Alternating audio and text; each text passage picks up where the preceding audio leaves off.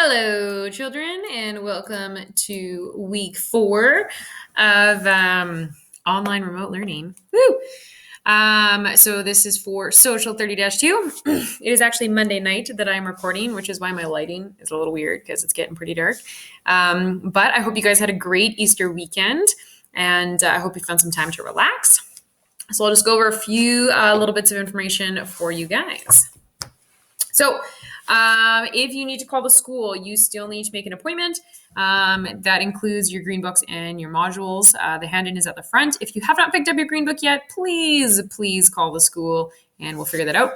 We have received some more information on assessment. I'll let you guys know a bit more later in the week, but you will get a percentage in June based on the mark that we've done. So we've given you all a baseline mark that happened before the cancellation classes. So I've written all of it down and I have record of what you've handed in and things like that. And then from then on, we then calculate the rest of your final grade. And so everything's kind of going to be changing from that time. So you still, like I said, need to do those assessments, okay? I'm getting that makeup assignment done for anybody who missed an exam or anything like that. So anticipate it this week. I've contacted most of you if I haven't heard or seen anything from you. But if you know of anybody that is having issues with technology, please let me know and I'll try to get a hold of them, okay? So I spent some time on the weekend sorting through the Google Classroom and making folders. So if you go into the classwork section, you'll see all the weekly racks, all of the PowerPoints, and then all of the assignments to be completed. I might go in as well and kind of add in like all the video links that I want you to do, all the weekly updates, things like that. I'm going to see. I like the way that I have it right now, that it has the to-do list, and I'm going to show you guys what it looks like quickly. So when you go to your Google Classroom, so like this is your main stream, right? And I have an announcement saved to go out to you tomorrow morning. So then you go to classwork. And so I have all of the weekly racks. So 2, 3, and 4, because we didn't do one for week 1. I have all of the PowerPoints. So 1, 2, 3, 4. So they're scheduled by the weeks. And then the assignments that you need to complete. The other thing that I did for you guys is I put all of your activity books in there, or I will be. So most of you had, actually all of you would have had the other one, like the paper copy that you would have gotten in school before we cancel classes. So from now on, I'll just post the new chapters. So I'm only going to post chapter by chapter. So next week you'll get chapter 9, the week after you'll get chapter 10, so on and so forth. It kind of condenses things. Now, please remember, I'm not taking in these activity books, but they are very useful to you to help you complete the assignments that I am taking in. And it kind of helps you go through a lot of the material and kind of get some assessment in that way. So I would highly recommend that you complete it. But I'm not marking it. I want you to do it because it's important and it will help you in the long run to get more assessment in and to get more knowledge in you. Okay. So I will post them in there. Okay. Okay. So we'll go back to this. Okay. So your weekly update. So there's 2 videos I want you to watch. I know you all missed John Green and Crash Course History. So there's one on the Cold War I'm going to get you to watch, and then on the history of the Cuban Missile Crisis, which we're going to go over today. And there's also the weekly PowerPoint, which I will post as well. Some textbook readings, 162 to 70, 172 to 182. We're going to have a webinar again on, that should say April 15th. I will change that. So there's going to be a webinar on April 15th at 1 p.m. Please do the activity books in chapters 4, pages 1 to 8, which is just basically all of it. Okay. And then the Cold War key terms and source analysis due on April 17th. So this was actually adapted from your activity book. So if you got the paper copy from school, the red coiled book, when you came to get your stuff, some of you will be like, hey, this looks kind of familiar. I changed some of the cartoons in it. So you only have to hand in the one on the Google Classroom. So please make sure that's the only one you do. And you don't need to do it twice. So, make sure you kind of go over everything. And by the end of this week, you should kind of know basically all about the Cold War. So what happened and how was the world impacted? Okay.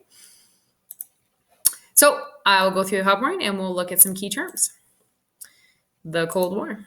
So make sure you read over those key terms and that key vocabulary. It's in your textbook and it's in your activity books. So as the war was ending, they knew that it was like the Allied forces knew that it was going to end. They knew that Germany was losing. They were kind of all coming in. And so they met at Yalta, which is on the Black Sea, to basically plan what they were going to do. And so the big three was Winston Churchill, Franklin Roosevelt, and Joseph Stalin from the USSR. And so they basically redrew the map of Europe. Again, this has happened many times in history, okay? And this is going to have a big impact on the rest of the world. So after Yalta, there was a whole bunch of different issues going on. There's a lot of growing tensions between the USSR and the USA. A lot of this was post-war treatment of Germany. America wanted to kind of learn from the past and not treat Germany as poorly as they had post-World War I. The USSR, which had basically been torn apart in World War II during a lot of battles, were like, no, we need to completely control Germany. The US gave aid to Europe, but it had strings attached, so on and so forth. We'll get through a lot more of these. So the US and the USSR emerged from World War II stronger than they had been prior to going into it, and they were now considered superpowers within the world. They met again in Potsdam, but it looks a little different because Franklin Roosevelt has died, and Churchill is still there, but he actually leaves shortly thereafter as well. Okay. And so, but yeah, FDR actually dies in office and he's succeeded by Harry Truman. So this is very useful for your activity book because part of it is in there. So you could pause and fill this out. Okay. But at the Potsdam Conference, they looked at these 5 things. Let's have free elections in Poland. Germany still has to pay some reparations, not near as bad as it was the first time. The Soviet Union needs to help the US fight Japan. Now, keep in mind, this is like July of 1945, and they dropped the atomic bombs in like August of 1945. So the Soviet Union really didn't do much. The German economy was going to be restructured, and Germany actually gets divided into 4 different zones. And then what Churchill calls the Iron Curtain kind of falls. So you see this like line? That's the Iron Curtain, okay?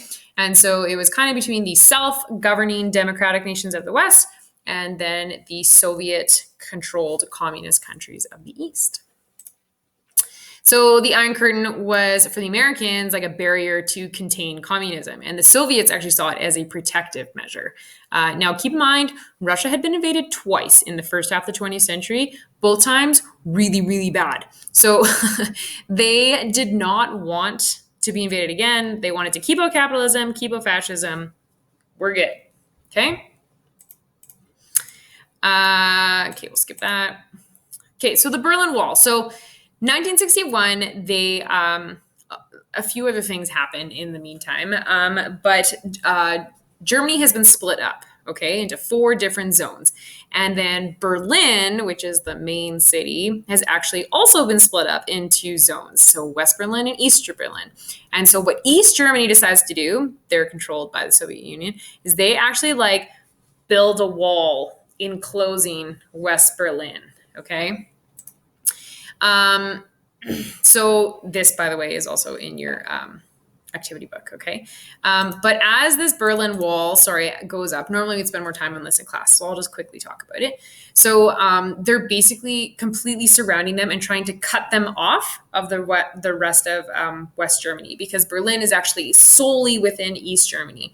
And so there's a whole bunch of different measures that get put in to try and support the people of West Berlin, who were considered to be like the capitalist free compared to the communist East, okay? So the US and the Soviet Union try to establish these spheres of influence within Europe. And so each of the superpowers try to contain the opposing fears of communism or capitalism without going to war, because war's so expensive, guys. Okay, so Truman, this is Truman. So he succeeded Roosevelt after he died. And so he calls upon the US to support anybody who's dealing with communism. So he wants to stop Soviet expansionism. He doesn't want another hot war. And so they're fighting this ideological conflict. So he basically says, we will give you we'll give you an alliance and we will give you aid. Here's a whole bunch of money. We know you're all trying to survive from the war. Because keep in mind, although the US was in the war, they never actually physically got hit, right? Aside from Pearl Harbor, aside from Hawaii, which was basically rebuilt by this point in time, like they didn't actually get hit, but all of Europe has been like destroyed.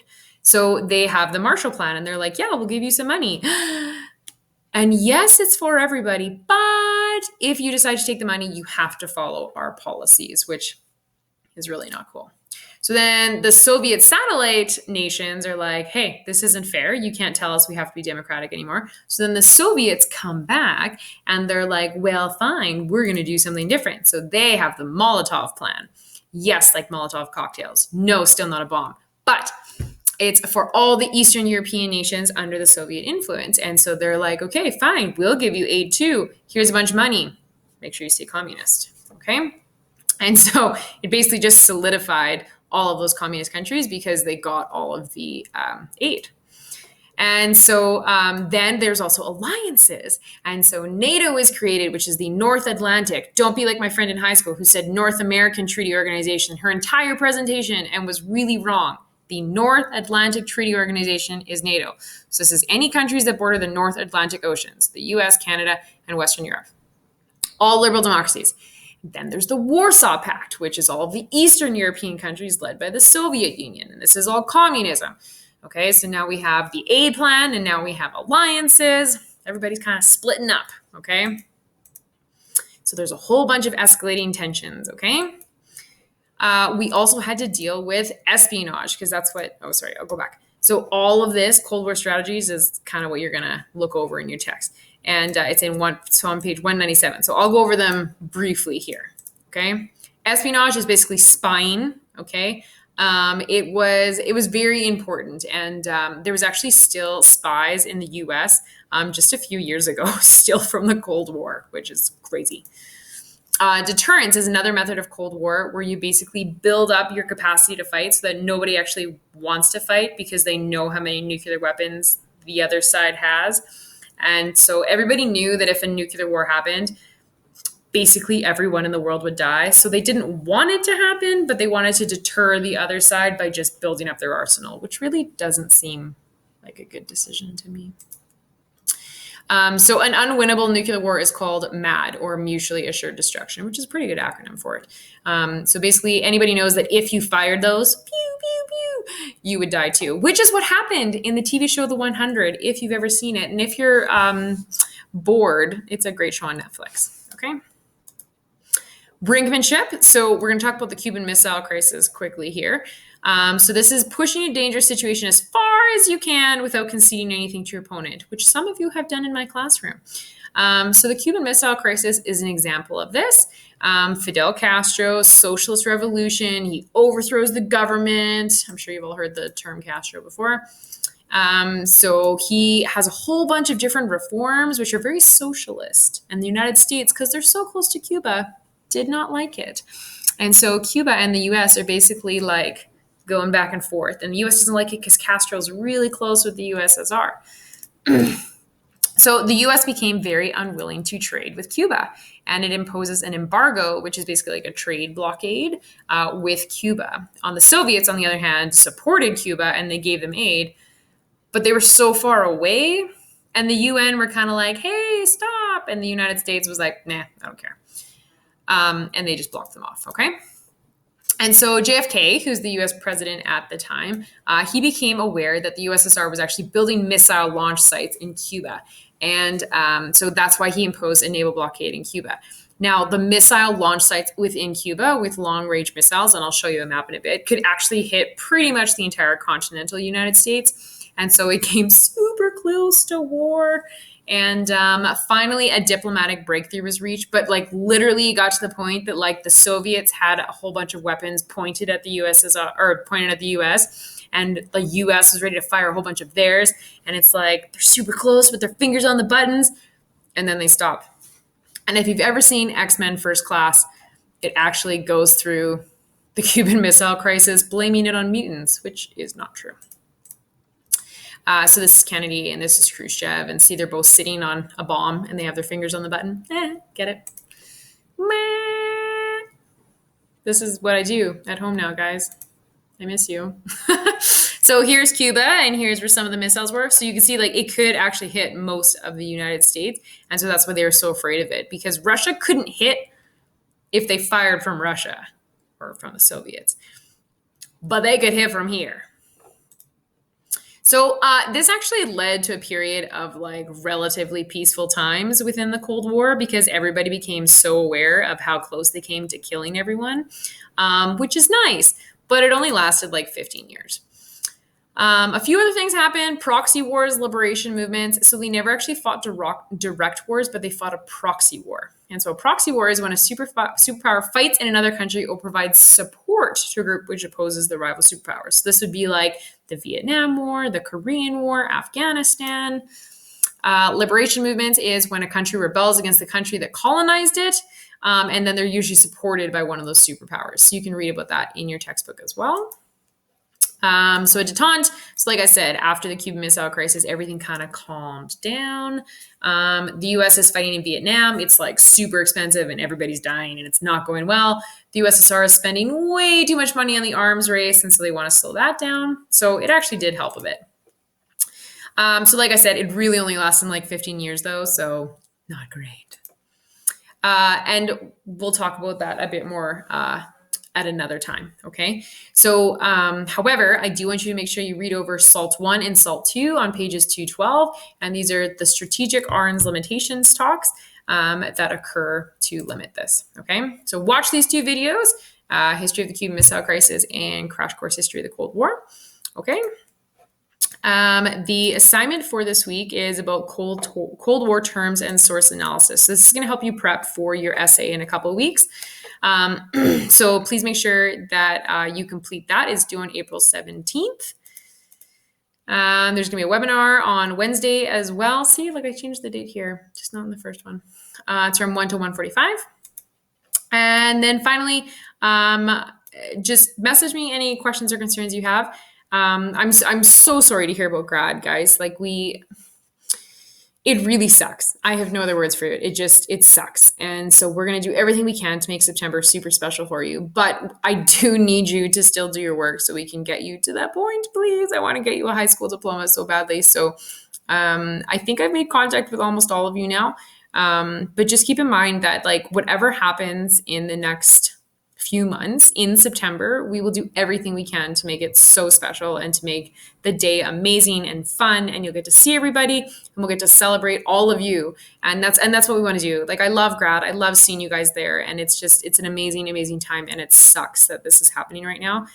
And I just know that you guys will overcome it and you'll figure it out, and we'll do it together. So like I said, message me anytime you need, and we'll talk to you guys soon. Bye. Have a good week.